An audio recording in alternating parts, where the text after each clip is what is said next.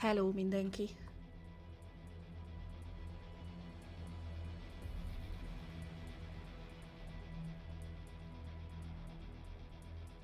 Szóval nagyon szerettem volna élőben közvetíteni ezt a special reportot, de sajnos nem jött össze. Egyébként nem rég ért véget a dolog, és hát nagyon tanulságos volt. Úgyhogy most így utólag úgy döntöttem, hogy nem videót csinálok róla, hanem akkor igazából ezzel a bejelentkezéssel egy időbe próbálom átadni a leglényegesebb dolgokat, mit is tartalmaz majd ez a Project Resolve, ami ugye a világkulcsból kiindulva biztos, hogy valamilyen javítás lesz. Látjuk, hogy milyen. And welcome to the very special report. My name is Daria. I'm the community developer for the Division 2, and today with me, Yannick. How Hello. are you feeling today? I'm pretty excited. Finally get to talk about Project Resolve and all the stuff we've been working on, so yes. Nice. As you can see, we're in a festive mood. Ugye ők már régi ismerőseink. Yannick a kreatív igazgató, és Daria, ő a kommunikációs szakértő a csapatban.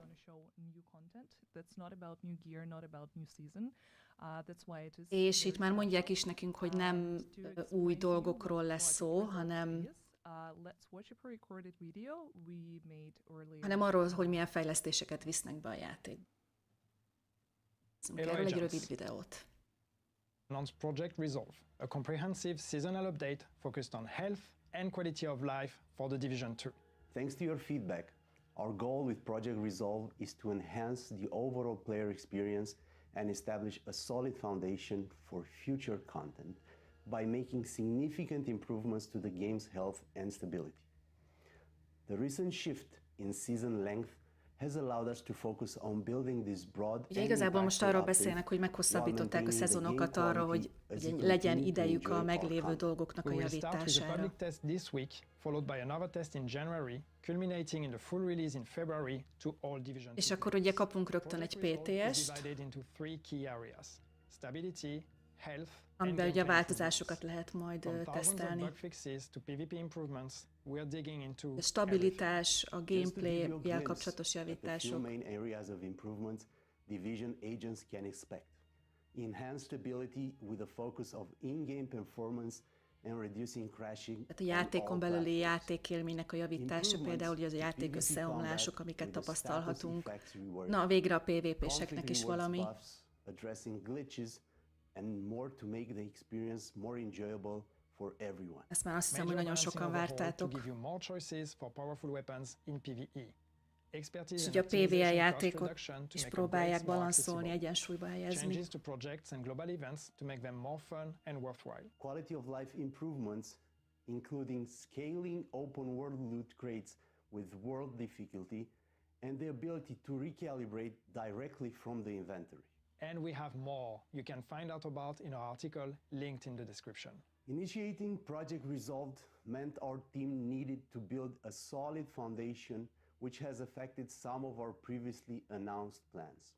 Following the current season, Itt egy roadmap, ez már egy felújított roadmap, tehát biztos, hogy lesz 6. évad, viszont ahogy elnézem, tehát csak 2025-ben jön az új DLC, ez nagyon fontos nekünk, talán azt hiszem, hogy ez a legfontosabb ebben az egészben. Úgyhogy a DLC-t azt elcsúsztatták egy évvel.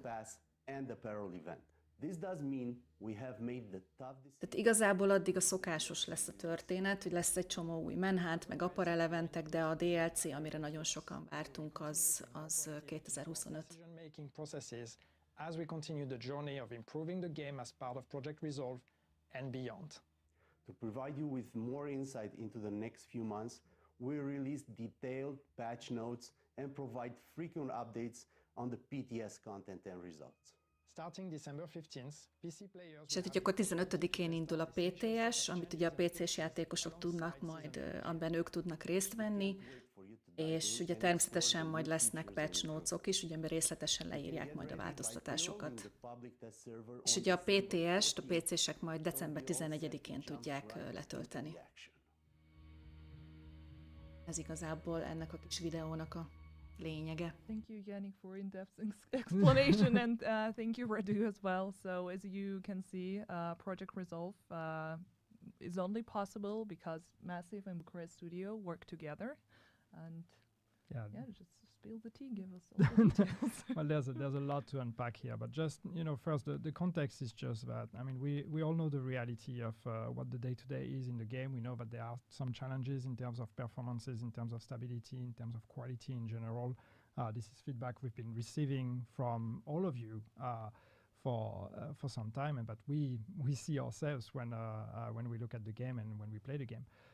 So we've Igazából arról beszélnek, hogy ugye ők is tisztában vannak azzal, hogy mi van a játékkal, milyen problémák vannak, hiszen ők is ugye játsszák a játékot, tehát ők szembesülnek vele. This is only possible to make really significant improvements. We can only do that when we actually focus the entire team on this. And so that was the big decision we made when we started working on Project Resolve, was like, okay, let's... És ugye egyszerűen muszáj az egész csapatot ráállítani arra, hogy tehát tudják folyamatosan fejleszteni a javítások, vagyis hát a játékot, ugye tudják kiadni folyamatosan ezeket a javításokat, és ugye ezért lett az a nehéz döntés, hogy elhalasztanak dolgokat. So that was the main decision behind Project Resolve, and the first area of Project Resolve, and the real reason why this exists is quality, it is improvement, it is stability, performances.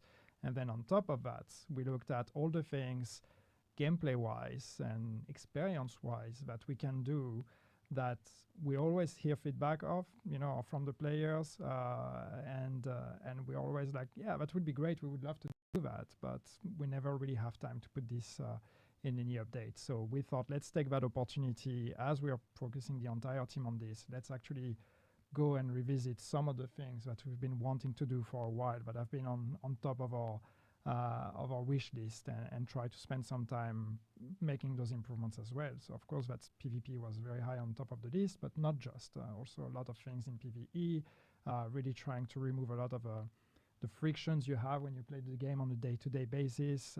So yeah, as we said, there is a lot in Project Resolve, and from a lot of different... Tehát nagyon sok területet fog érinteni ez az ilyen javításcsomag, vagy ez a projekt, amit most itt be fognak tölteni, meg ugye majd lehet tesztelni, úgyhogy reméljük, hogy hasznos lesz. Beszélnek PvE-ről, PvP-ről egyaránt, úgyhogy ma részleteiben megnézzük most, hogy mik is ezek a javítások. There are more than 1,000 bugs. I know that it's even more now. Yeah, almost 2,000. Yeah. Almost 2,000 now. So it's a very big improvement and groundwork to lay for the future improvements. Yeah. And of course, we're going to go into all the details. Like this stream is what it's all about, to give you a glimpse of what Project Resolve is. Some things are still work in progress, and they're going to be available on PTS. And of course, there is always a possibility for them to be adjusted based on your Tehát még sok mindenen dolgoznak, tehát nyilván amit a PTS-ben eddig megtapasztalhattunk, hogy még azután is fognak bizonyos dolgokon változtatni a visszajelzésektől függően. Together with the rest of the season. It's just basically we want to share the general approach and the general ideas behind all those changes and how we want to approach them. Nagyjából megpróbálják átadni azt, hogy mi az a gondolatmenet, vagy mi az az elképzelés, ami alapján tervezik ezeket a javításokat majd végrehajtani a játékban. Az, ami vezérli, tehát igazából a fő gondolatmenetet próbálják majd átadni nekünk. So let's understand why. And Na, nekünk ez nagyon fontos. For Project Resolve to be and to really be the full scope that we wanted it to be, we needed almost the entire team to really just work on that. We didn't want any distractions. We didn't want to have to discuss priorities, okay, Project Resolve or this other piece of content. So we decided to kind of freeze, in a way, our development on many things, which means, of course, that things we had planned earlier had to be moved later. Igen, tehát ugye azért halasztják el az új dolgokat későbbre, hogy ugye ne keveredjenek össze az újdonságok, tehát ezek a fejlesztések, javítások, amit most betöltenek, ne keveredjen össze majd például a a DLC-vel, úgyhogy ezért próbálták is szétválasztani ezt a kettőt. So as soon as Project Resolve is out, we're going to go back to working on the rest. But we had made some good progress on those already, so it's not as if we're starting from scratch. Of course, the big ones here being the revamp of the seasons, Seasons 2.0 that you will see here in Season 2, Year 6, Season 2. So this is, well, we're not here to go in details on that, but this is really rethinking the season approach in the Division 2. And then, of course, the story DLC that we had initially planned for Year 5, that needs to be moved all the way to Year 6. So we can really, once we are done with Project Resolve, really take all the work that's been done also with Resolve in terms of improvements. Hát mondjuk ez nem olyan jó, ugye sok újdonság nem lesz akkor most 2024-ben sajnos, úgyhogy ez ebből a szempontból nem jó, hogy nem kapunk új dolgokat. Viszont meglátjuk, hogy mi az, amit terveznek. Project Resolve is here to lay the solid groundwork for the future content and DLC specifically. So that's why it's very important to understand why the shift happened and why it is our utmost, focus and the utmost importance is the Project Resolve right now. And we're going to publish the roadmap on our website and on socials, so you can take a look at it later. No need to screenshot anything unless you want to. Feel free to screenshot. You will anyway. Yeah. And also another roadmap that we showed in the pre-recorded video is a roadmap dedicated specifically to the Project Resolve. And as you noticed, there are going to be 2 test phases. So first test phase. 2 tesztfázis lesz a PTS-ben, ugye ez már a Project Resolve-nak a roadmapje. És ugye az első fázis az december 15-én fog indulni. Descentbe, Countdownba, Summitba lesz. És akkor a második fázis pedig januárban. And please refer to the patch notes. We're going to publish those later this week. And as you can see, also the Year 5 Season 3 gear was moved to the second phase. It's because we want you to concentrate on the Project Resolve changes and improvements and balancing first and foremost. And then in January, we're gonna reconvince and collect all your feedback, make changes based on the feedback, and hopefully have a second successful test phase. And after that, the Project Resolve is going to be released together with the Season 3 Vanguard, with the rest of the gear, Manhunt, and pretty much everything that seasons are about. And of course, it's not going to be the end of it. We will continue monitoring your feedback. We will continue adding the improvements to the game. So basically, everything that you have to say about the Project Resolve changes, about the balancing, about the new features, about quality of life updates that are going to come with Project Resolve, please make sure to spare some time and test this amazing features on the PTS. Unfortunately, it's also going to be available only on PC, but for our console players, as usual, we're going to have the character template, level 40 character template. So if you're not a PC player but still want to take part in the test, you're welcome to download the client and have the pre-built character for you. Yep. And again, I think what's very important is to really state again that it's not just limited to Project Resolve. There are improvements that we have in mind that are going to come afterwards. There are things we're going to try in Project Resolve. You will see when we go through those changes. Some things that are more drastic than others. So we're going to be trying things, and maybe some of them I hope will be popular. Some might be less popular. So we will adapt afterwards. But it's really about, especially when we're thinking of like big topics like PvP. You will see there are some changes in here where I'm really curious and really excited to see what the reaction and the feedback will be. And in some cases we're trying to. Igazából, ahogy kiveszem Janiknak a szavaiból, ugye tehát ők hosszú távra, mindenféleképpen hosszú távú megoldásokat szeretnének a játékba bevinni, ugye nem csak PvP, hanem as we PvE mentioned, egyaránt. that's just a glimpse at what's coming, and then it's up to you to vote for the most popular changes. És ugye bizonyos változtatások majd Okay, drasztikusak but, lesznek, és we lesz olyan, talked a ami lot mondjuk about nem what nyeri el a project tetszésünket, result de is, hát but meglátjuk, let's get into hogy mik ezek. details and Most jönnek a actually- részletek. Yeah, there are Jó a sok lot of papírjuk cards. van. Oh my god, some of them I even have Yes. an extra. They actually unfold because it didn't fit on one card, and there's like I don't know how many It's of not them. even all of that. It's just Look at that one. Oh, there's text behind it. I shouldn't open it. There's text behind there. Ja, tehát If I lift it, look, yeah, there's text behind. I mean, I tried Tehát to kihajthatós conscious and segédlettel is expressly, so I did not készültek. print everything that we had, but then again, I have Yannick for that. He De has engem everything. egyébként az érdekel, hogy a Dariának a pulcsiát hol lehet Yes, beszerezni. not to say that specifically, but I know every detail of every single thing that every person in this team did. oops, No, I it's don't. probably. So I might make mistakes, but we'll be So, fine. yeah, let's look at all the changes that we're gonna have and Na, we're gonna itt a lényeg. discuss today. So main topics. I mean, it would just make sense. Tehát to- ugye to- ezek to a say fő that all területek changes can be igazából, categorized ami under PvP and majd, PvE-specific amiben changes változás from lesz. except for the expertise. That's why it's a separate line. But today we also just going to discuss status effects, conflict, dark zone, fixes to dark zone, balancing, global events, projects, quality of life update, game modes, new features. A Elég lot jó, of stuff. elég jónak And néz ki. that's just, Nagyon a sok very mindent érintenek, a general konfliktok, overview dark of zone-t. what Project Resolve is.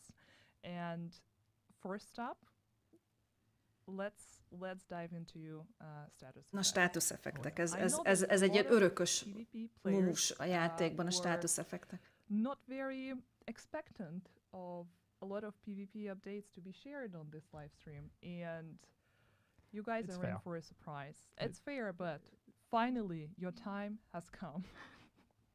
Right, starting anyway.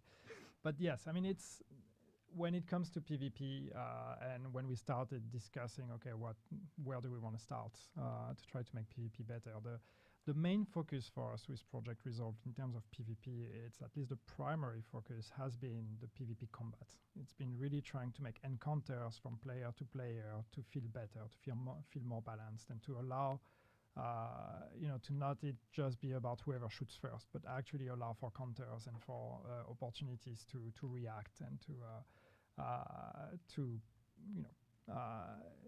turn it around. So obviously status effects for PvP players has been a big topic for a very long time. So we wanted to try to approach it. We also did not want the approach to be, okay, let's nerf status effects to the ground and make it irrelevant, because that status effect is still a big part of the game. You can build towards it. There's a lot of mechanics around that. There's a lot of Érdekes dolgokat mond a Yannick. status effects, and we didn't want to just remove that from the PvP experience. So the Tehát approach ugye a is more to status try effect az, to, keep it in check. ugye sokaknak and nagyon also nem make sure that we tetszik, hogy úgy actually elnyomja a first PvP játéknak a lényegét, de ugye azt sem akarják, hogy teljesen redukálni és visszavenni a státuszeffektet a PvP játékból, mert hát nyilván Time to look at the notes. azért az is a játéknak a része. Úgyhogy inkább megpróbálják így balanszolni a státuszeffektet is a PvP játékban. I honestly do not know where to start. we keep an eye on that. But so with status effects, the main thing first is in terms of diminishing returns. So we're going to be implementing proper diminishing returns. So that means that when you apply a status effect on someone and then you apply that status effect again, the effects are going to be reduced and reduced and reduced until the person has eventually full immunity.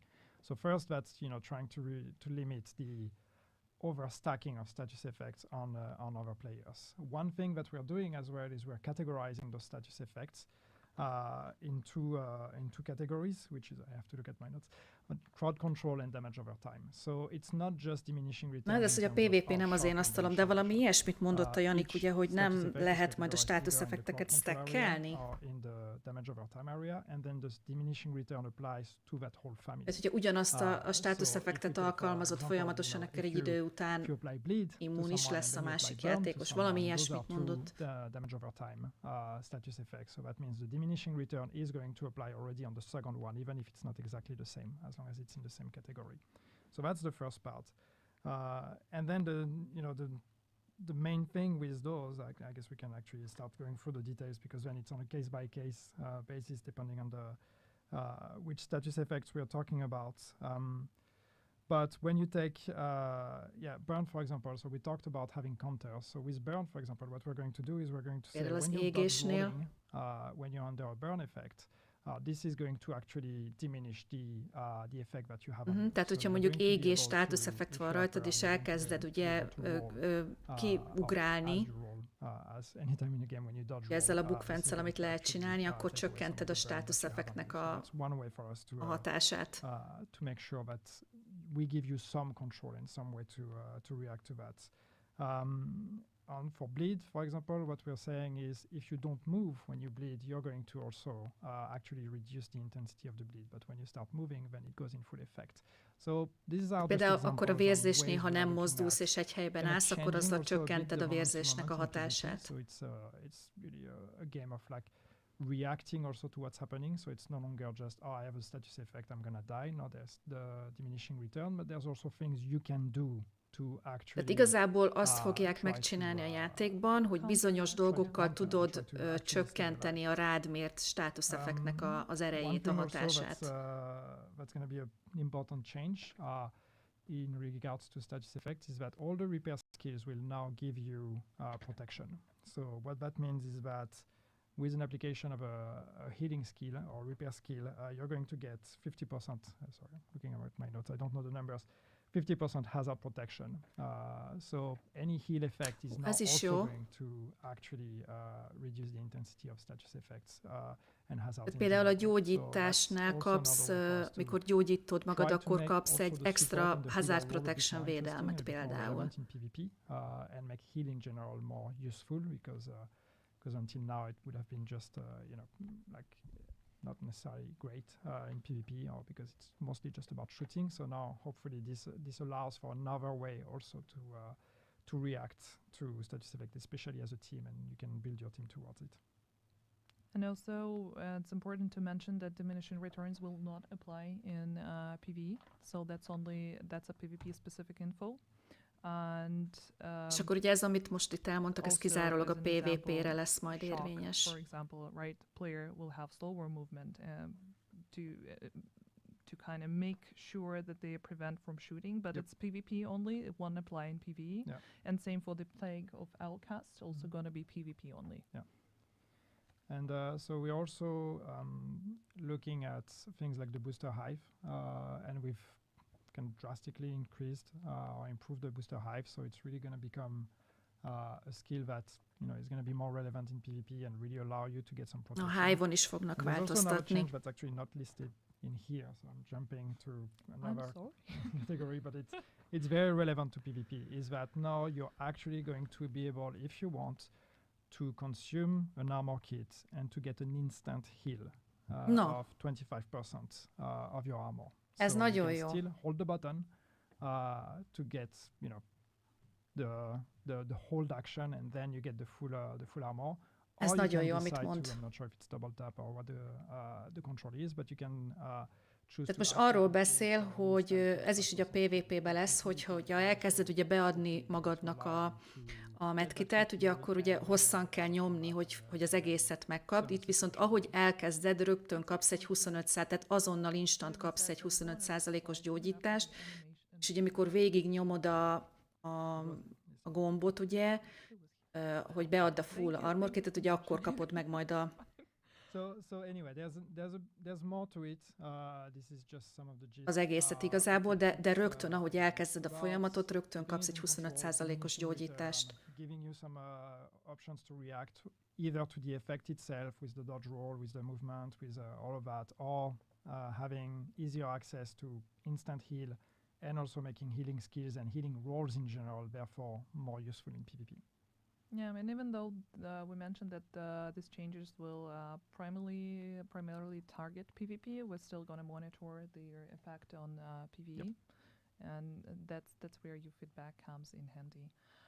But of course, it's just a general like glimpse at what the change is going to be about.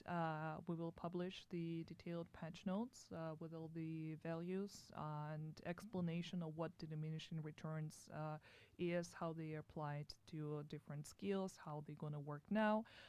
So you're going to have your hands on all that information very soon. And again, these are propositions, so especially PvP players, if you have a chance, please jump in on the PTS. Tell us how it feels, because there's a lot of moving pieces. So the best way to know if this actually works is just to crash test it on the PTS. Hát ugye ez az, amit majd a PTS-be lehet tesztelni. Ez mind be lesz majd töltve a PTS-be, és akkor ott nyilván meglátjuk, hogy hogyan fog működni ez a dolog. Státuszeffektekkel, meg ezzel a gyógyítással. A lot of people would be happy to hear about. So basically, és akkor lesz itt még más is azért. Give you just, a very general overview. The shield glitch has been fixed. Shield glitch. Yeah. Kijavították. Yeah, so I mean that's been plaguing us. Mi az a shield glitch? But the glitch that allowed people to use their shield to actually shoot through corners and through cover without being seen. We fixed it. We fixed several of ja igen, hogy a shield glitch az volt, hogy egy sarokról vagy fedezékből a pajzs használatával tudtál úgy lőni, hogy teljesen, tehát nem tudtak eltalálni, valami ilyesmi, jól értem? Letter glitch as well. Was also targeted, and so whoever tried doing that. Hát ez most nem lesz, tehát aki ezzel próbálkozott, ezzel próbálkozni. Yeah, please do. You won't be punished for that, I promise. And also on the topic of other PvP changes, there were a few made in Conflict and Dark Zone. And let's start with Conflict. Na, konfliktusok, figyeljetek. So with Conflict, main priority, main idea was to make sure that it's the purest PvP experience available in the game, and by making it balanced to all players. Tehát megpróbálják itt is kiegyensúlyozni a játékot, bármit is jelentsen ez. We want that to be mostly about your skills as a PvP player. RPG still matters, your build still matters, but it shouldn't matter as much, especially your seniority in the game.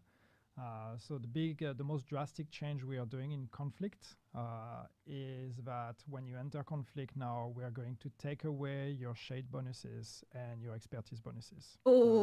Tehát amit belépsz a Conflictba, elveszik az óra bónuszokat, meg az expertise bónuszokat. És ezzel teszik kiegyenlítettebbé a játékot. Skilleket nem fogják elvenni. Ez azért jó, nem? What else do we have in here? We also have one of the positive changes that the gear and the loot that can be obtained in Conflict was also buffed. It's greater quality, improved quality of the rewards you can get there. Hopefully we will be able to publish. A lootoknak a színvonalán is emelnek valamit azért. I do not have it with me here, but it's a big improvement compared to what we have in the game right now. Yeah, we don't want you to. Nem, figyeljetek, annak jó, aki kezdő. Annak jó, nem? In the game, your progression in terms of XP or in terms of gear. So we really want to try to make it as rewarding as we can. So time spent on Conflict is as rewarding as time spent on anything else. So it is not a sacrifice to choose to play Conflict compared to anything else. It's also important to mention spawn areas and. Én ezt nem tartom azért olyan rossz dolognak, na. Yeah, so spawn areas. So one thing we are trying, and I talked about changes that are things we want to try. And I think this goes in this category, is we are actually going to have turrets protecting the spawn areas in the conflict maps to try to prevent spawn camping. Ja, igen, tehát a másik, amit próbálnak kiküszöbölni, ugye, hogy ne tudjanak mondjuk, tehát az ellenfél ne tudjon titeket beszorítani abba a sarokba, ahol spónoltok. Ezzel mondjuk én is találkoztam, azt hiszem, amikor egyszer-kétszer betévedtem oda, hogy rögtön a spawn helyeken már beszorítottak minket, és nem is tudtunk kijönni. Yes, we also want, we don't want a conflict game to be just about switching loadouts to adapt to whatever the other players have. We want you to be able to adapt, but not necessarily just switch on the go. So what we're going to do is we're only going to allow you one loadout switch per spawn. So when you die and you respawn, you're allowed to change your loadout, but then when you go back minden egyes spónolásnál, tehát mikor újra születtek, akkor csak egyszer tudtok loadoutot változtatni. And then really once again make the best out of it and make it be about your skills and less about how many items do you have in your stash. And we believe that would allow for a bigger variety of play styles and more different players to actually find conflict as a more appealing game mode. Yep. And the same changes, from what I remember, is going to be applied in the Dark Zone regarding the turrets. I mean, turrets we have in the Dark Zone. Now, what we're doing in the Dark Zone is also in terms of loadout switching. So it's not exactly the same, but what we're going to do. So, sorry, let me rewind. With the Dark Zone, one thing we want to change is that we really want to try to push the identity of the Dark Zones, especially the invaded Dark Zone and the non-invaded, to try to find the best compromise between offering a really intense PvP, ugye most arról beszélnek, hogy hogy különbség van nyilván az invaded és a nem invaded dark zónok között. Tehát amelyik dark zone nem invaded, az nyilván egy visszafogottabb játékélmény lesz a PvP szempontjából. But what we want is we want to try to make it a bit more fair in the non-invaded dark zone and keep the invaded for those valamilyen módon ott jobban megpróbálják kiegyenlíteni a játékosokat. So one thing we're doing, for example, is it's especially focusing on the rogue mechanics in the non-invaded dark zone. We're going to make the hold to go rogue longer. So it's from what are the values here? Tehát hosszabban kell nyomni majd a 75 seconds. Now it's going to be 5 seconds. So you actually have to commit. You really have to go in hiding and hold that button. So it's no longer just a surprise behind the back of another player and shoot them down. Tehát, hogy hosszabban kell majd a gombot nyomni, hogyha rugók akartok lenni. And the other thing that we're doing is ez nem tudom, mit fog befolyásolni. Extend the duration of the rogue first rank. So it takes a bit longer to actually go up in rank. And then especially the most important is again about loadouts. Once you go rogue in the non-invaded dark zone, once you go rogue, you can no longer change loadout. Tehát, hogyha a nem invaded zónákba, hogyha rugók lesztek, akkor utána már nem fogtok tudni loadoutot váltani. And then commit to whatever decisions you've made. Yeah, and we hope that tehát előre el kell dönteni, mibe akarjátok nyomni. Accessibility of the dark zone and introduce this mode, like reintroduce this mode to wider audience. És ugye ez csak még egyszer, tehát ez a nem invaded zónákra lesz igaz. Back in the days, it was fun and accessible for almost everyone. Nowadays, it's like everybody looks for something different in the dark zone. So it's always going to be tough because it's a PvPvE area, and some people will go there because they're looking for PvE incentives. Some people will go there for PvP incentives. And the luxury we have, I know that the 3 dark zone concept is not necessarily the most popular decision we've made, but that's what we have now. So let's use that, and let's really try to give identity, use the fact that we have 3 dark zone and give identity, so we have different rule sets. Arról beszél, hogy ugye nem volt egy népszerű ötlet annak idején, hogy 3 részre szedték a dark zónákat, ugye emlékeztek az egybe, akkor még ugye 1 dark zóna volt, de ugye mivel most már így alakult, hogy 3 dark zóna van, ezért próbálják kihozni belőle ezt a lehetőséget, hogy valamilyen szinten megkülönböztetik ezeket a zónákat. So it is a bit less intimidating as a player, but is not necessarily into PvP. It is a bit less intimidating, but once again, again, if you want to play rogue in those, you absolutely can. It's just you need to know what you're doing. Yeah, there is a chance to customize in a way your experience and choose what works best specifically for you. And Tehát, hogy igazából ja, úgy mondják, hogy egy kicsit lehet magadra szabni a PvP élményt a játékban, tehát hogyha nem tudom én, mondjuk veterán játékos vagy, és akkor nagyon jól megy, akkor bemehetsz az invaded zónába, ha meg mondjuk kezdő vagy, és esetleg kevésbé gyakorlott, akkor meg nyilván a nem invaded zónákba érdemes próbálkozni. And we have an infographic to show how drastically the values has been changed to make expertise and na, ez viszont mindenkit érint. Ez mindenkit érint, ugye ez az expertise rendszernek a táblája, ugye régóta tudjuk, hogy nagyon sok nyersanyagot fel kell áldozni, ugye egy bizonyos szint után, ugye a 10-es szint után iszonyat sok egzotikus komponens be kell áldozni azért, hogy tudjuk fejleszteni a felszerelésünket, és ezt most jelentősen visszaredukálják. Látjátok az értékeket a táblán, hogy mi kell a felszereléshez, a fegyverekhez, vagy a skillekhez, mennyi nyersanyag kell szintenként, hogy fel tudjátok hozni. Just wanted to be a bit more accessible, and especially because we are taking it away in conflict, at least not in the dark zone, by the way. This change to reduce expertise and shade levels to 0 is only in conflict and not in dark zone. But now that we have that kind of in check, we're happy to make the expertise progression a bit faster. So it is less intimidating, less of a crawl that you have to do because. Ez ugye igazából ennek az a lényege, hogy ne legyen annyira megterhelő az, hogy húzzuk fel a cuccunkat, mert ugye azért nyilván itt ez az egzotikus komponenseknek a begyűjtésére igaz inkább, ugye, hogy iszonyat sok munka kell ahhoz, hogy ezeket az egzotikus komponenseket begyűjtjük. The next big category and the next big topic that we want to discuss today is balancing.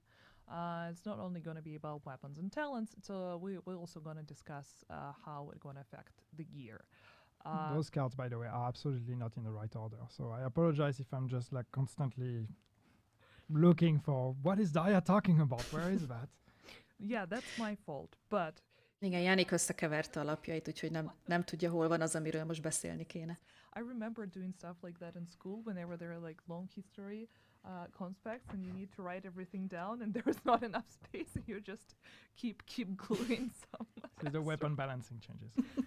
Yeah, that's a lot of stuff. And it's a very small font, like super small. I need to squint my eyes to... Igen, mondjuk a fegyvereknek, meg a talenteknek a egyensúlyozásáról fognak beszélni. Idea, right? To have everything just in case.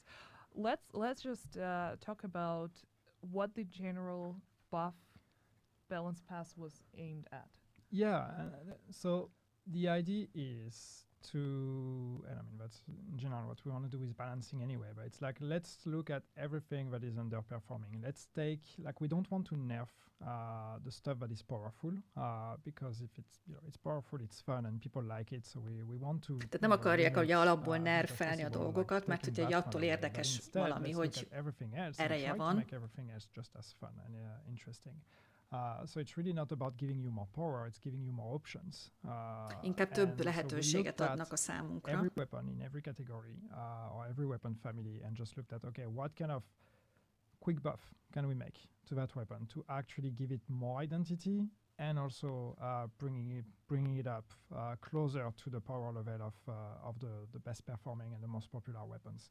So that's why this is a long list, because it's again, it goes through every single weapon, and we're not going to, go through all of them, but it's in terms of weapon damage, in max size, in RPM, in all kind of changes depending on weapon, depending on which one it is.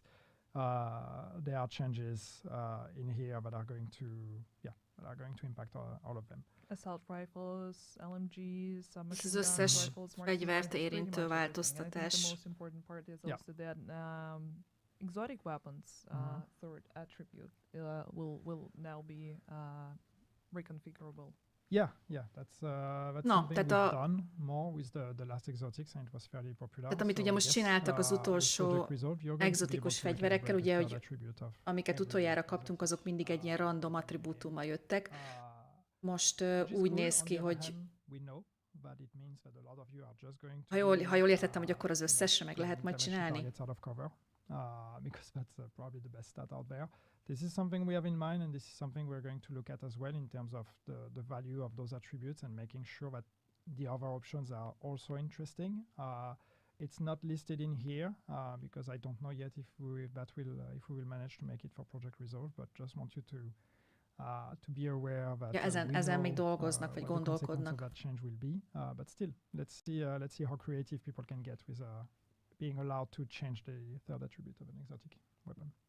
Yeah, it's gonna be interesting. And another thing that I think important to mention here that since intention was not to overbuff some exotic and named weapons, and certain buffs from the weapons that these named and exotics are based on may not carry over. So that's why we're going to publish the whole list for you to look through. It's not necessarily going to mention all the named and exotic weapons too, but just to make sure that we are not making some weapons overpowerful. Ha jól értem, akkor ezt közzé fogják tenni egyébként, hogy milyen változásokat terveznek majd ezeknél a fegyvereknél, vagy fegyvertípusoknál. I mean, is there, if you want to read I was trying to see which ones stand out, but I'm just going to give you some random ones, right? But like F2000 replica and the shield splinterer in the process, gonna get plus 50 RPM, plus 10 max size.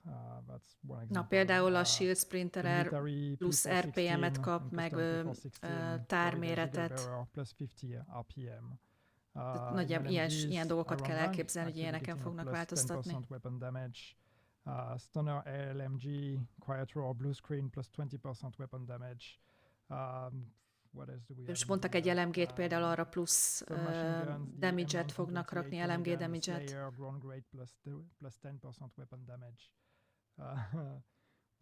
Ugye sorolja a fegyvereket név szerint, a fegyvertípusokat, hogy milyen változások lesznek, tehát ilyesmire kell majd számítani. Sebzést tesznek rá, vagy a tár lesz nagyobb, vagy az RPM lesz nagyobb. Yeah, in MMR also covered SRS, SRS A1, SRS A1 replica, pinprick mantis plus 30% weapon damage. So yeah, there's a lot, and again, some of them are smaller, some of them are bigger.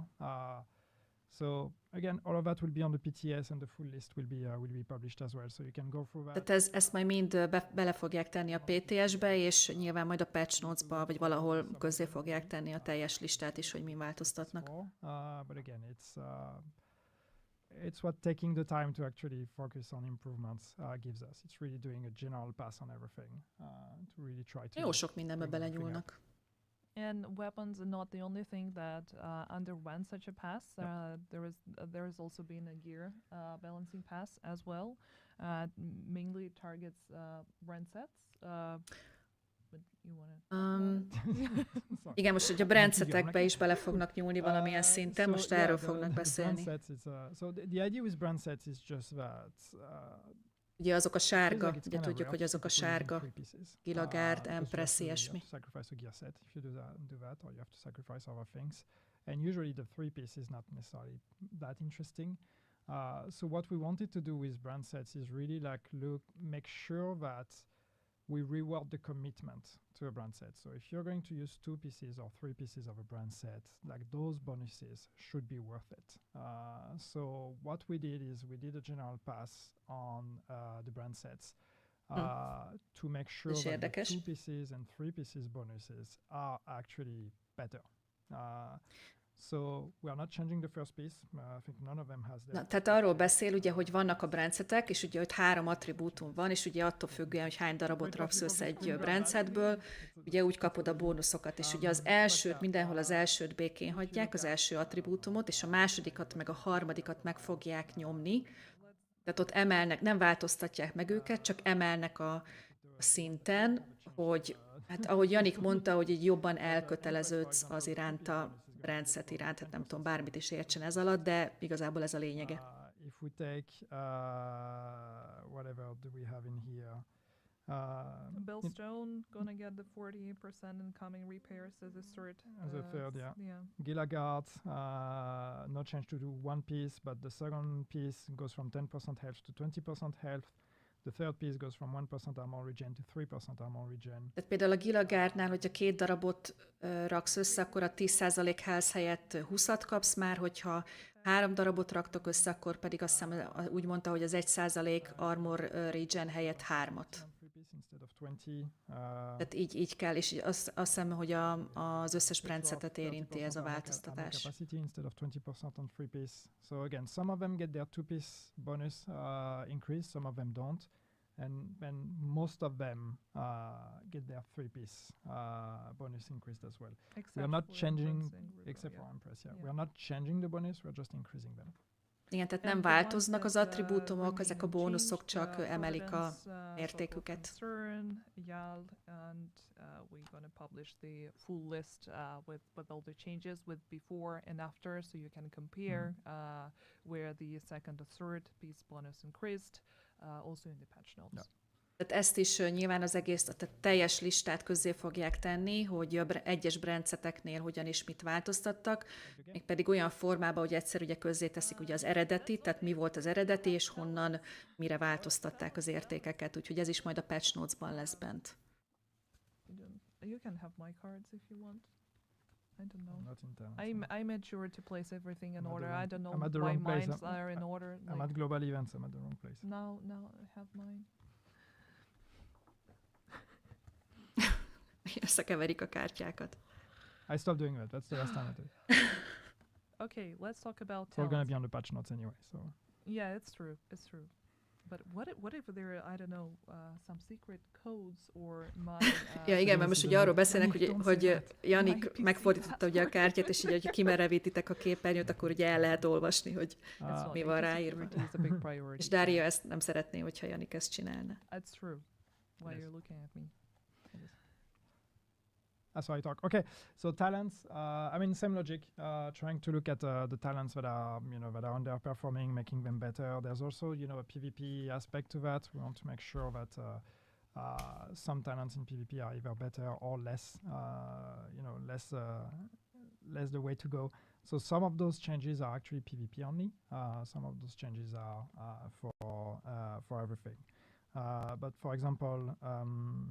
The Doctor Home, the proc condition is going to change from headshots to target killed. So it's less a skill test and more of a okay, shoot at them. The Actum Est, which is from the, I'm just having, Sentinel, having brain fart. It's going to be 50% now in PvP only. 50% of the magazine is going to be filled with shock ammo instead of 100%. Na ez érdekes, mert szerintem nagyjából mindenki a Szent Elmót használja, tehát a PvP-ben, hogyha viszitek a Szent Elmót, akkor a tárnak csak a 15%-a lesz ugye majd a sokkoló töltény a 100% helyett. A PvE-ben marad a 100% a sokkoló tölténynél. It's going to be in the patch notes, so it's going to be in the patch notes. Don't need to write anything down. No. What else do we have? Big Game Hunter headshots will be plus 4% headshot damage instead of plus 2%. What else do we have? Intimidate is going to get 3 stacks per second, up to a max of 9.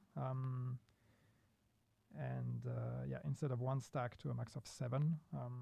Tehát a talenteket is buffolni fogják, tehát ott is emelnek a talentbe bizonyos értékeken, úgyhogy érdemes lesz arra is odafigyelni egyébként. Például itt az Intimidate is elhangzott, az is egy nagyon népszerű.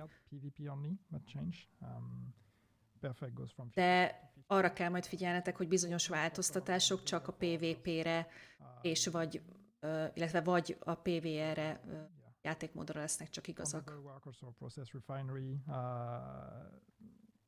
Increase makeshift repairs. Gosh, this text. Sometimes it's hard to read the talents in our game.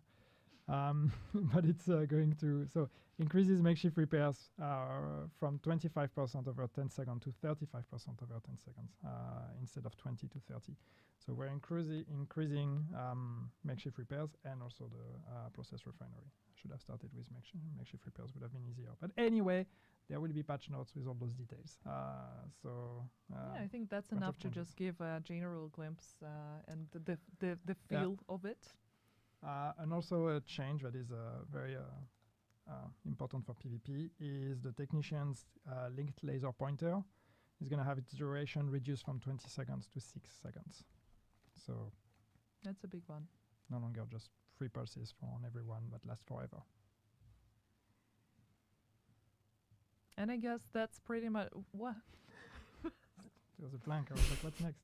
Yeah, the plan. Elszórakoztatják itt We egymást. still have a few topics to discuss. I just wanted to summarize everything and say that's pretty much it for the balancing. And thank you so much for giving us the reading comprehension class. I just confused everyone even more. Please do not rate his reading comprehension skills. But whatever. We also want to give you an update on the global events project, quality of life updates. Globál eventek sokaknak a kedvence. Global events, and it's also a huge list. Amit már 526 milliószor játszottunk újra. Apart from your favorite, Golden Bullet is not here, but there is a reason for that. And as you can see, that's a very, very low. You don't have it. I have it somewhere. I'll find it. Jó, tehát arról beszélnek, hogy a globál eventeken is fognak valamit változtatni, de a Golden Bullethez nem nyúlnak hozzá, mert ez ugye mindenkinek a kedvence. All the improvements for global events were aimed to make the rest global events, apart from the Golden Bullet, more fun and engaging, right? And basically what we wanted to do is to leverage the success of the Golden Bullet and try to apply it to the rest of the global events. So basically all of them underwent some changes here and there. There was also a huge list. Did you find yours? Good. Yeah, I found it was misleading because it's printed on both sides, so I thought I didn't have the whole Yes, változtatnak ezeken a globál eventeken. It's not Jaj, de very jó. critical. I'm not criticizing Daya's methods, by the way. I'm just Tényleg uncsi egyébként. Next time I'm just going to print everything on A2 or A3 format and just, put it on the walls here. Ja, most arról beszélnek egyébként, hogy Janik össze-vissza keveri a kártyáit, és akkor Dáriára fogja, hogy ő miatta nem találja, hogy valami ilyesmi. Engaging with angels and take more risks. That's why when killing an angel, in addition to restoring armor to full, 50% of total armor is going to be added to the bonus armor. Same thing for guardians, increased damage buff from 30 to 50% because the previous damage felt a little bit underwhelming, so we just buffed it. Yep. Polarity switch. Polarity switch, az a legrosszabb. Changed max stacks from 5 to 4 because it took too long to reach the full stacks, and we just decided to make it a bit easier. Also changed the damage bonus per stack from 20 to 25% to compensate for the less stacks. And killing an enemy with the right polarity will reload your weapon. Do you also want to? Yeah, and the thing with polarity switch is just that also it's no longer going to be on hitting an enemy, but if you hit an enemy of the wrong polarity, you're going to lose stacks. Now it's actually going to be on killing that enemy. So we are actually allowing you to make mistakes and realize that. Na, ez jó, mert nekem mindig ebből volt a bajom, hogy sose tudtam eltalálni a megfelelő polaritással rendelkező ellenfelet, úgyhogy most így, ahogy Janik fogalmazott, hogy engedik, hogy hibázzál, és ugye eleve kevesebb jó találatot kell elérned a full stackhez. More impactful in terms of bonus, and especially also less of a reload fest, where suddenly, when you're in the flow and you're hitting the right enemies, but then you need to reload because you're out of ammo, and then you were in mindset of like, okay, I'm yellow, I'm gonna shoot yellow, you have to reload, wait, no, I'm blue, and so now it's going to reload automatically as long as you're playing it right. Igen, tehát hogyha a jó ellenfelet, tehát a jó polaritással rendelkező ellenfelet találjátok el, akkor automatikusan újra töltődik a fegyveretek is. Triple explosion rage. Hollywood is easy. More explosions. Bigger more explosions. Yeah. Triple explosion damaged. explosions generate signature ammo and grenades at your location. Yeah, and that was one angle with Hollywood was also that it should be the signature weapon global event. So we really want to make sure that when you use your signature weapon, when you play with the modifier, we give you the tools to actually keep it running. So it should really be the one where you're playing as much as possible, almost all the time, with your signature weapon being out, because that's what it should be built for. It's all about spectacle and big destructions. For shade exposed. Na, ez jó. Tehát például a Hollywood eventnél ugye ott főként a specializációnak a fegyverén van a hangsúly, és ugye megpróbálnak majd úgy változtatni rajta, hogy élvezet legyen azzal játszani. Igazából ez volt a lényege. De úgy, tehát, hogy a Golden Bulletet leszámítva minden ilyen globális eventen megpróbálnak egy kicsit javítani, tehát kvázi így felturbozzák őket. And now hopefully it's going to be more reliable. 65% damage instead of 1015% damage from pulsed enemies. Non-pulsed enemies still deal full damage. Yeah, it's just really to try to get you in the flow of getting the getting the effect faster, getting the stacks faster, releasing those stacks, being more generous with what you get out of it, and really again more forgiving. Yeah, that's just.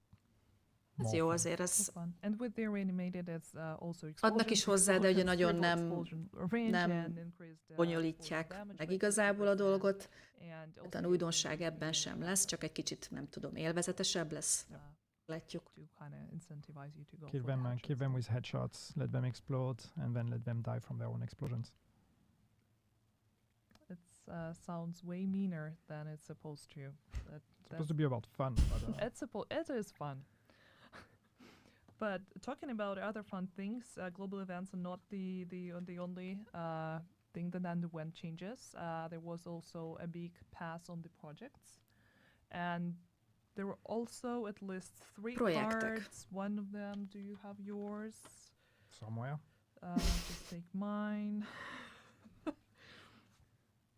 Here is the project. Yeah, you have them. Yeah, okay, here it is. Yeah, there are just 3 cards. This is how many changes the projects underwent, and basically the idea was to make the projects more worthwhile, more interesting, more engaging, and that's why some of them are going to receive new rewards, better rewards. Most ugye a projektek alatt, amiről beszélnek, ugye ezeket a napi, meg heti, meg különböző projekteket értjük, és megpróbálják azt is kicsit felturbozni valahogy. The general intention with projects is that, especially when you take the daily projects, for example, like it should be like when I log into the game and I don't really know what to do, like it should almost be your first reflex is to open the project and see, okay, how can I get some quick stuff? If I'm just gonna play 20 minutes today, the daily project should be your way to go, and it's not the case today. So we really wanted to boost that because they're controlled. You only get only a certain amount of them, so it's easy for us to make them generous and make sure that this is an easy checkbox thing to do when you're starting your session. So it's really about making them not too tedious to complete and make sure that they are really rewarding. So it should be a no-brainer to do the projects when you're planning your session. So, for example, talking about daily projects. Tehát most amiről Janik beszélt, az igazából az, hogy egy példát hozott elő, hogy például felmész, tehát megnyitod a játékot, mert mondjuk éppen van 20 percet, hogy játszál, de nem tudod mondjuk, hogy mit csinálj, és akkor mondjuk megnyitod a projekteket, és akkor ott látod, hogy mi a napi projekt, és tehát megpróbálják úgy tehát növelik a projekteknek a jutalmát, hogy inkább arra ösztönözzenek bennünket, hogy például azokat is teljesítsük, hogyha éppen mondjuk csak 20 percünk van játszani. Reduced objectives to recover Dark Zone drops from 5 to 3. Also added equipment items, named items. For weekly projects, for invasion projects, added 3 new items. If you exotic components, exotic cash, so you get the gist of it. More loot. More loot. rewards. Yeah. More loot, tehát igen, tehát ez sokkal jutalmazóbb lesz majd ezeket a projekteket teljesíteni, mint most jelenlegi állapotában. Also the full list, since there's a lot of stuff, I don't see the need for us to just recite everything and to read, because obviously we can't read. But yeah, you will get the full list in the patch notes. And the few last things that I wanted for us to touch on is the quality of life and new features. And I think, we can start with the quality of life. And Yep. There were very significant changes made to the loot system and inventory system. And I think we can talk about loot crates first. Yep. The main change, and that's one that's been asked for a very long time, is that now all the loot crates in the world are going to scale to the global difficulty settings. Na végre! So if you put your map on heroic, your loot crates, all of them, the one that's right next to the safe house, or the ones anywhere in the world, are going to scale and give you heroic quality loot. So hopefully, no longer purple loot when opening boxes, and this is a way for us to try to, send you back. Tehát arról beszélnek, hogyha változtatod a térképednek a nehézségét, tehát mondjuk ha heroikra állítod, akkor most már nem lesznek lila lootok, hanem ugye mindig annak a nehézségi szintnek megfelelően fogjátok a lootot kapni. When you play heroic, every box you open is going to be a heroic box and no longer just some weird loot. Yeah, that's a big one. And also there was the mod space, because it's being cluttered needlessly and there's a lot of stuff you have in it, and basically the idea was to make the skill mode inventory management more manageable, more efficient. So now each bonus can only be owned once, and the value of the role gonna update when a better one drops for you, and basically it's going to make it so much easier for you to go. Ez érdekes, amit mondott, ugye most a skill módosítókról beszélnek, mert ugye hát az valóban kezelhetetlenné teszi sokszor az inventorinknak a kezelését. Type of skill mod is unique, so you can only have one copy of the damage mod for that skill, and no longer just multiple copies of it. Tehát mostantól kezdve minden egyes skill módosítóból csak egy lehet nálad, és mikor begyűjtesz egyet, akkor a játék automatikusan megnézi, hogy milyen az értéke ahhoz képest, ami már nálad van, és hogyha mondjuk egy jobbat veszel fel, akkor automatikusan kicseréli a jobbat a régivel, ami mondjuk egy gyengébb értéken van. Ez mondjuk jó. No real reason to hold on to a worse version of a mod, because you can only use those mods specifically in those slots for that skill. So és ugye ezek csak a skill módosítók, tehát nem a felszerelés módosítók, csak a skill módosítók. Game will take care of that for you, and you don't have to worry about it. Yeah, so basically automated system for skill modes.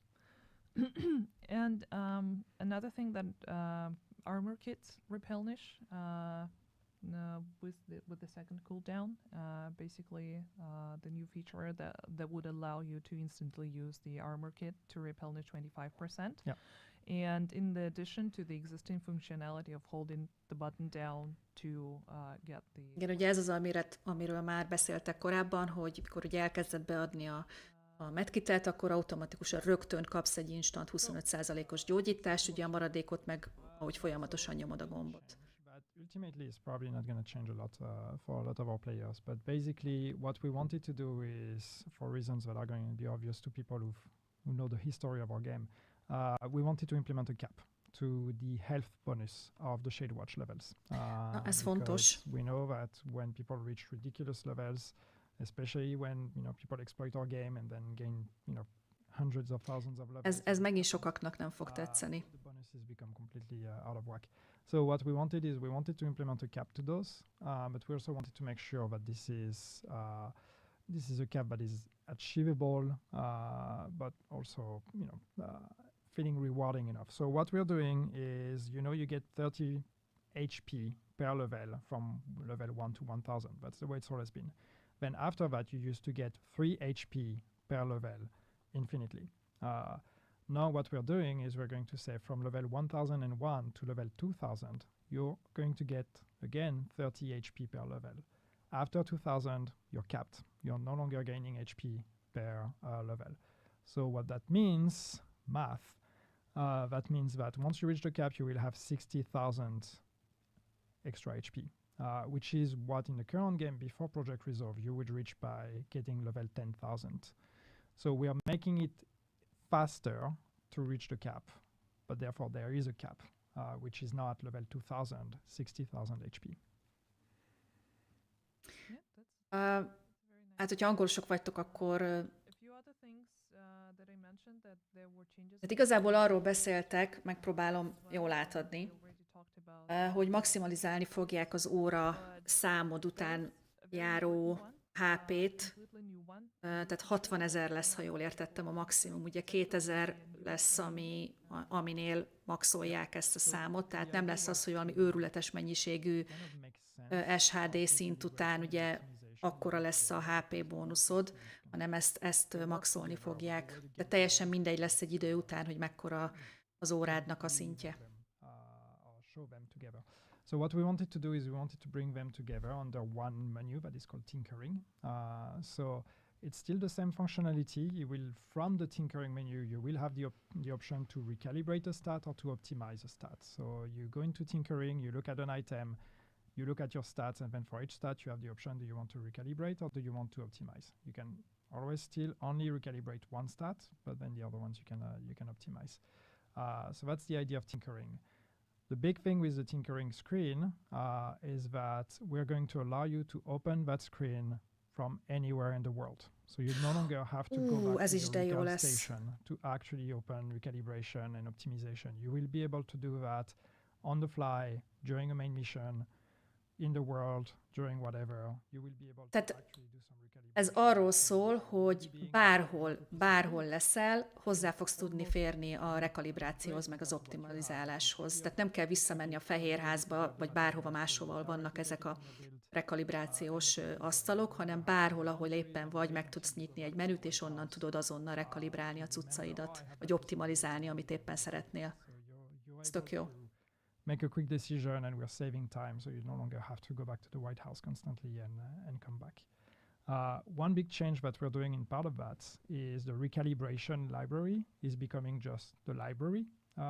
That's the way it's called. It functions the same, but one thing that you should know is that now the library is also going to be the cap at which you can optimize a stat. So if you want to do optimization on a stat, you will only be able to optimize it up to whatever is stored on your library. Which again allows us to have things make more sense together and make those two functionalities synergizing. But therefore, I'm going through the whole thing. I hope that's okay. It's fine. One thing we're going to do as that, and you might have seen that because there was a hint of it on the screen earlier. But therefore, we're going to reduce the cost of optimization across the board. We're halving it. So yes, you have the extra work of having to actually store the stats in your library before you can optimize to, to the highest levels. But therefore, the act of optimizing is going to be cheaper. It's going to be half the cost. So making optimization hopefully a bit more accessible to more players. Sure. Yeah, the optimization costs are going to be reduced greatly, and you can. Ha jól értettem, akkor ugye változik a könyvtárunk is. Egy kicsit megpróbálják pariba hozni az optimalizálással, olyan szinten, hogy csak arra a szintre fogod tudni optimalizálni a dolgokat a felszereléseden, vagy a fegyveren, amilyen érték a könyvtáradban rendelkezésedre áll már. In the PTS, for example, the ability to send an item to stash. És ami a lényeges, hogy sokkal kevesebb nyersanyagot kell majd felhasználnunk az optimalizáláshoz, mert ugye most azért elég sokat kell bele. Warning about the stash being full. Sorry, it's the end of the day, and that's a lot of stuff we need to go through. And also an option to show the stash item count when approaching the specific item without the need to access it. So a lot of things that should help you optimize and spend less time going through your inventory. Yeah, the same AR as you have on the backpack now. So as you approach the stash, you will see how many items. And as Daria said, it's all the small things that are hopefully making the experience a bit smoother. No, but I think those improvements overall, like combined together, they really provide a much fresh take on the inventory management and the inventory system. And I guess to a lot of people who just don't want to spend so much time, because we all have work, we'll have families, we just want to come home, enjoy the game, and do not spend time sorting out the stuff that we got on the previous runs. That's going to help a lot. If you're like me, if you play and then you hold your loot and then you log out thinking, I'll deal with it later, and then you log back in and you forget to do your inventory management, and then you go into a mission and then you can't loot anymore. Igen, tehát ugye arról beszélnek, ugye, hogy nagyon sok időt vesz el tőlünk, tehát a játéktól vesz igazából el nagyon sok időt az, hogy folyamatosan böngészni kell a cuccokat, hogy szortírozzunk, mert ugye van egy nagyon véges ugye kapacitás, amit magunkkal vihetünk, meg amit a stashben tárolhatunk, úgyhogy ezt megpróbálják egy kicsit könnyíteni a játék során, hogy ne vegyen el igazából olyan sok időt az, hogy böngészned kell a cuccodat. Így is úgy is szortírozni kell majd nyilván, csak ennek a folyamata lesz egy kicsit gördülékenyebb talán.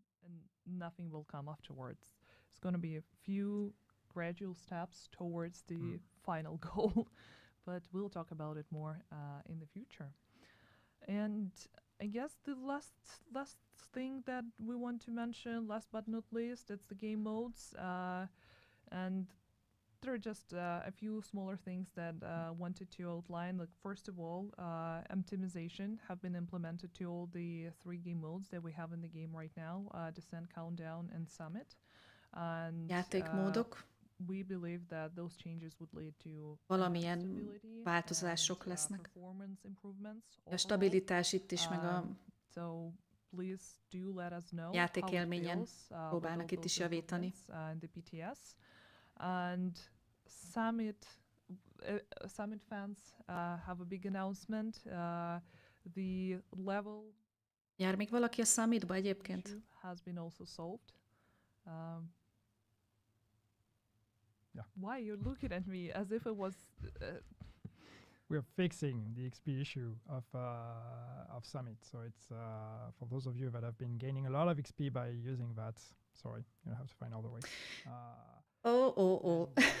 And then the last change.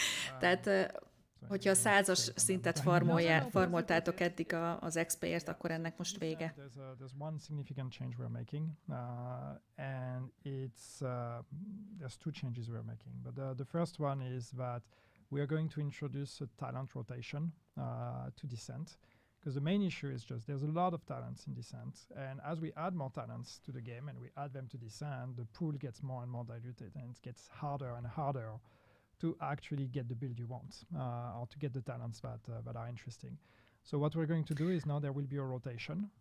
Most Descentről beszélnek egyébként. Talents will be available all the time. It will be pools of talents that are going to be available this week and then next week, and I say week, I don't even know. Aha, tehát arról beszélt Janik, hogy nagyon-nagyon sok talent van ugye most már a Descentben, és ugye megpróbálják úgy, hát nem tudom, rotálni, cserélgetni, hogy hetente mindig más és más talentek lesznek benne játékban, amit majd magatokhoz vehettek.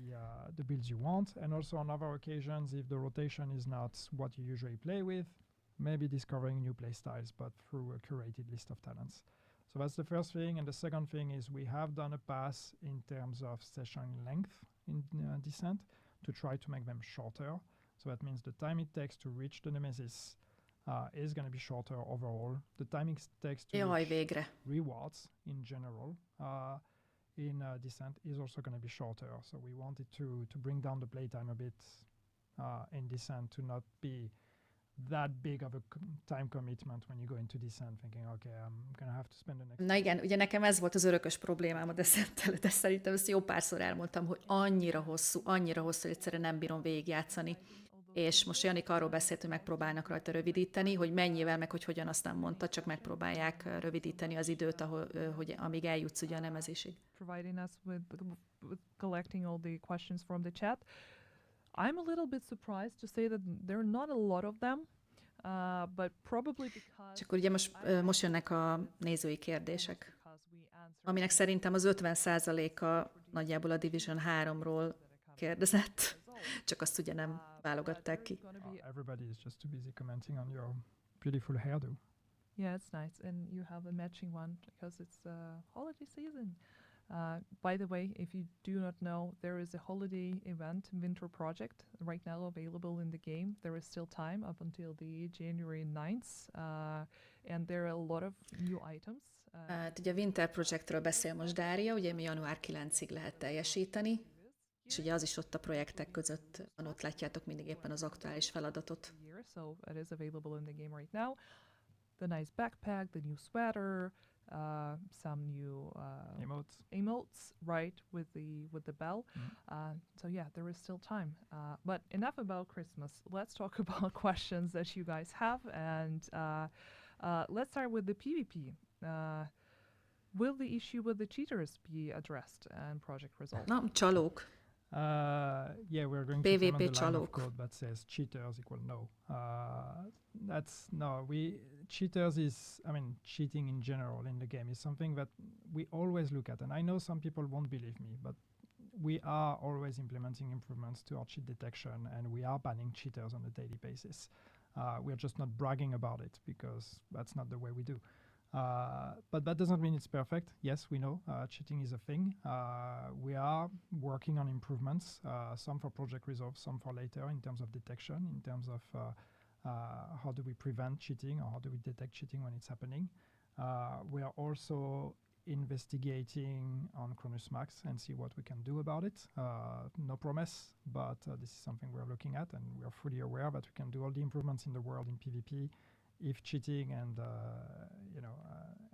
abusing the game is still a thing, then PvP is never going to be a good experience. So yes, we are committed to making those improvements and to trying to. Megpróbálom gyorsan összefoglalni, szóval tudják, hogy vannak csalók, meg folyamatosan tesznek is ellene, bannolnak játékosokat, csak ugye nem publikálják, mert nem ez a stílusuk, de folyamatosan dolgoznak azon, hogy ezeket a Cronus Maxos, meg mindenféle megoldásokat kiküszöböljék a játékból, de hát ugye ez egy létező probléma, ők is tudják, de rajta vannak. To Ubisoft support. I mean, a lot of people tag us on social media. Unfortunately, that is not how we deal with cheaters.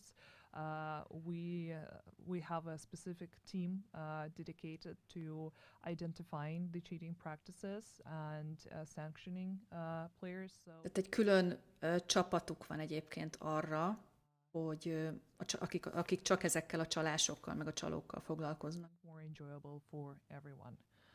And if you're cheating in a game, just don't be a dick. Go play something else.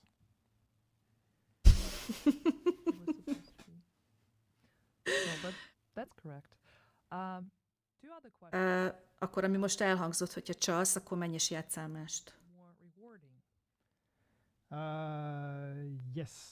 Yes, that's also something we're looking at, making Dark Zone, invaded Dark Zone specifically, more rewarding. So more details on that, but yes, that's part of the package. Will the expertise be removed from Dark Zone? I think we discussed it. No, we mentioned it. No, the change to expertise and shade levels is only planned for conflict. Please, let's have that conversation. So far, we want to keep it in the Dark Zone because the idea is conflict is where the PvP balancing is happening. This is where we are implementing normalization to make sure that everybody has a chance, no matter if you've played the game for 2,000 hours or for 50 hours. We want people to have a chance to compete in conflict. The Dark Zone, on the other hand, this is the PvPvE experience where we think it's okay if you spent a lot of time in the game and you are by definition more powerful than another one, you deserve to, have that power be represented in the Dark Zone. So far we don't plan to implement the change to taking away expertise and shade levels from the Dark Zone, but please do give us feedback. And regarding stability, there is a question about the game crashes. Szóval most ugye arról volt szó, hogy megint a PvP meg az expertise rendszer, ugye ezt nagyon sokan akarjátok, vagy akarják a PvP-s játékosok, hogy az expertise az kerüljön ki a PvP-ből, de ugye Janik azt mondta, hogy Elsődlegesen a konflikt lesz annak a tere, hogy tapasztalt és kevésbé tapasztalt játékosok összemérjék az erejüket. Ezt a fajta balanszolást, kiegyensúlyozást a konfliktban próbálják megvalósítani, de nem akarják azt elvenni a PvP játékosoktól, hogy nyilván aki több ezer órát fektetett be a játékba, és játszani szeretne PvP-t, azt nem akarják nyilván ezt az eredményt elvenni, ezért ott megfogják. Tehát a Dark Zone-ákban meg fog maradni az expertise rendszer, és egyedül a konfliktból fogják kivenni. It's not the plan that we have right now. It's not the plan right now. Right now we're focusing really on on gear, on items, on weapons, and also looking at everything we have in the game already and improving that and making sure everything belongs into the gear game and everything is relevant and you have as many options as you want. And then in the future, if we want to explore new skills, maybe.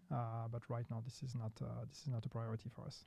There's a lot of skills already, so let's make sure they're all equally as fun and as rewarding and as powerful before we start adding new ones. Also a question about new incursion or a new raid?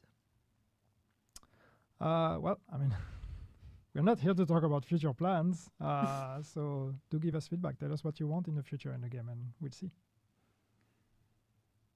Igen, valaki megkérdezte, hogy lesz-e incursion vagy egy új raid a jövőben, és Janik azt mondta erre, hogy most nem arról vannak, nem azért vannak itt, hogy ezekről a jövőbeli tervekről beszéljenek, de ha ilyet szeretnétek, akkor írjátok meg nekik. I know that a long time ago we announced the specializations revamp, and we put that on ice because what we had was just, it's one of those things that you put design on paper, you put ideas on paper, and you're like, yeah, that sounds great, and then you implement it, and then it just doesn't work. And the initial proposition we had was one of those. Like we worked on it, we implemented the first version, and it just absolutely didn't achieve what we wanted it to achieve. So we've put it on ice. One day, hopefully, we will get back to specializations and revisit them.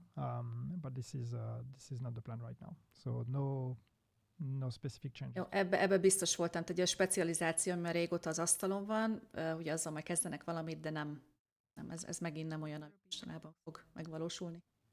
A next gen update, not at the moment, also not the plan. And the last question that I wanted to keep for the very end, since as I mentioned, there are not a lot of questions. What is the release date of the Project Resolve? So the release date right now is planned for February.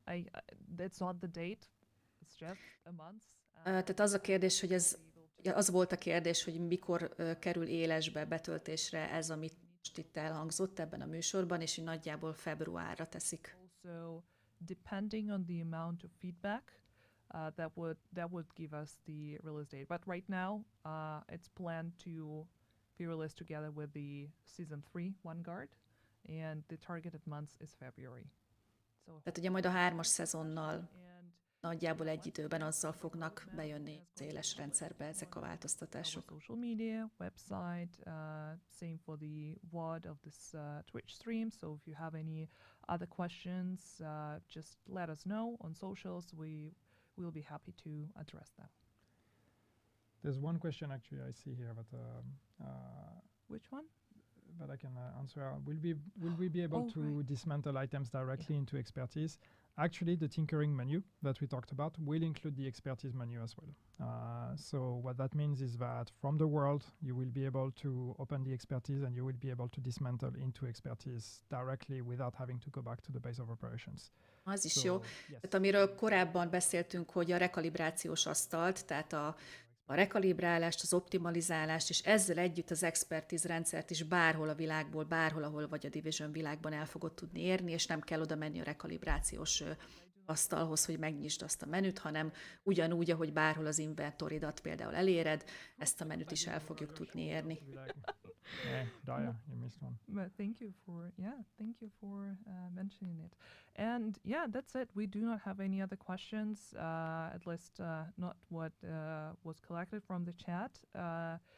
But I think we talked pretty much about everything. And the rest of your questions, if there are anything, we will be happy to answer those after the PTS. Yeah. And And again, this is the high level, right? There's a lot of details that we may have missed that have not been listed here. Some of them will not be on the PTS just yet. There are changes that are still coming in, but maybe not on this phase, on later phases. Some of the stuff we talked about might not be on this PTS, but it will come later. So this is an organic process, and again, there is more to Project Resolve than just what we listed here. But these were the main changes we wanted to highlight. Yeah, just a glimpse at what's coming and more. Tehát ugye ezek igazából a legfontosabb pontjai ennek a Project Resolve-nak, amit most ebben a Special Reportban itt kiemeltek nekünk, tehát nagyon-nagyon sokrétű a dolog, és valamit még csak tesztelnek, tehát vannak olyan dolgok, változtatások, amik majd csak később valamikor kerülnek egyáltalán letesztelésre, aztán majd be az éles játékba, de ugye ezek voltak a fő pontok. We actually want to thank you for sticking with us through a very special report where we didn't show anything new, no new gear, no new features apart from what we discussed regarding Project Resolve. Thank you so much for being here, for having trust in the team, and we're going to continue relying on your feedback in the future, and we're going to be waiting for you on the PTS. Thank you so Give much. us feedback. Úgy tűnik, akkor Hello ennyi agents. volt. Today we're happy to announce Project Resolve, a comprehensive seasonal update focused on health and quality of life for the Division 2. Thanks to your feedback, our goal with Project Resolve is to enhance the overall player experience and establish a solid foundation for future content by making significant improvements to the game's health. Jó, hát ez a videó az igazából ugyanaz, amit az elején láttunk, ugye, hogy összefoglalják a főbb témaköröket, hogy milyen változtatásokra lehet számítani majd a jövőben. Hát elég érdekes volt. Ugye ők maguk is mondták, hogy új dolgokat nem kapunk, de magában a játékban lesz sok változtatás. Ugye a lényeg az előbb itt volt a képernyőn, ugye majd kezdődik a héten a PTS, ugye 14-én tudjuk majd letölteni, és 15-től lehet tesztelni ezeknek a változtatásoknak egy jelentős részét, úgyhogy mert én nagyon kíváncsi vagyok, hogy ez majd milyen lesz. És hát ugye én abba bízok a legjobban, hogy illetve hát attól tartok én a legjobban, ugye mindig valamikor valamit változtatnak, akkor valamin változtatnak, és másik 3 dolog romlik el mellette, ami addig működött, úgyhogy nem tudom, hogy most ennek mi lesz a hozadéka, de bízzunk abban, hogy ténylegesen van, vagy lesz értelme annak, hogy eltolták ezeket az új dolgokat, és akkor ezeket a változtatásokat, meg javításokat majd tudják érvényesíteni, és tényleg jobb lesz a játék. Én az összképet egyébként pozitívnak látom, annak kifejezetten örülök, hogy a PvP-hez végre hozzányúltak jobban. Bár, ahogy itt a chatet olvastam, ti nagyon sok mindennek nem örültök, úgyhogy én viszont kíváncsi vagyok a ti szempontotokra, mert ugye én nem PvP-zem, tehát ehhez az oldalához nem és nagyon tudok egyébként így hozzászólni. Azt értem, amit Janik elmond, hogy mi a mögöttes szándék, ezek mögött, a javítások mögött, hogy mit miért csinálnak, de ugye ők a fejlesztők, és akkor ugye vannak a játékosok, tehát nem biztos, hogy amit ők ugye az íróasztal mögött elképzelnek, az a játékban működik, és tényleg azt eredményezi, amit ők ott az íróasztalnál elképzelnek. Úgyhogy én kifejezetten a PvP oldalára vagyok egyébként kíváncsi, hogyha ti PvP-ztek, akkor mi a tapasztalatotok, vagy mi lesz majd ezzel kapcsolatosan a tapasztalatotok, hogy hogyan élitek meg ezeket a változtatásokat, hogy ténylegesen javított-e bármit is a PvP élményeteken. Hát, hogy én kipróbálom, az passz. Hát lehet, hogy csak kíváncsiságból egyébként. Konfliktot talán megpróbálom, mert ugye azt mondták, hogy ott lesz inkább jobban kibalanszolva a játék, ugye a tapasztaltabb és a kevésbé tapasztaltabb a játékosok között, úgyhogy ott lehet, hogy annak egy esélyt majd én is adok. De én összességében abszolút pozitívnak látom ezt a képet, csak tényleg tudják megcsinálni. Tehát ha minden így lesz, ahogy elmondták, akkor halleluja, öröm és boldogság, csak legyen tényleg rendben. Úgyhogy írjátok meg, én arra kérlek benneteket, hogyha most az élő bejelentkezés során nem is tartottatok velem, de esetleg később visszanézitek ezt a videót, hogy írjátok meg, légy szíves, hogy nektek mi a tapasztalatotok, és majd, tehát ugye a változtatásokkal is, így ezekkel a tervezett változtatásokról is, mi a véleményetek, ti hogy látjátok, tetszik vagy nem tetszik, mi az, aminek mondjuk nagyon örültök, mi az, aminek kevésbé, meg úgy összességében mi a véleményetek ezekről a dolgokról, úgyhogy én szívesen olvasnám a véleményeiteket és a kommenteket, ahogy eddig is természetesen. Úgyhogy én most ezzel be is fejezem ezt a mai streamet, remélem, hogy azért sikerült átadnom a lényegét ennek a special reportnak, és hát nagyon-nagyon kíváncsi vagyok erre a PTS-re, mert végre valahára én is részese tudok majd lenni, már csak az időt kell hozzá megtalálnom, de valahogy meg lesz az is. Úgyhogy hajrá, csináljátok ti is a Winter Projectet, ugye ezt ne felejtsétek el, hogy január 9-éig tart a Winter Project, addig lehet teljesíteni a feladatokat, és addig lehet megszerezni ezeket a régi és új dolgokat is itt a Holiday Event során, és ami nagyon fontos, hogy a Hunter maszkért, ugye azért a télapós Hunter maszkért a Summit 100-as szintjét kell teljesítenetek, úgyhogy azt ne felejtsétek el. Akkor szerintem ennyi. Köszi szépen, hogy velem tartottatok, és akkor hát nem sokára újra találkozunk majd. Köszi, hogy itt voltatok, meg köszi szépen a chatbe, hogy írtatok. Köszi mindenkinek, mert olvastam, meg közbe azért írtam is, válaszoltam, amire tudtam. Úgyhogy nagyon szívesen. Remélem, hogy legközelebb, hogyha lesz ilyen, akkor élőbe tudok bejelentkezni majd. Legyen szép estétek, sziasztok!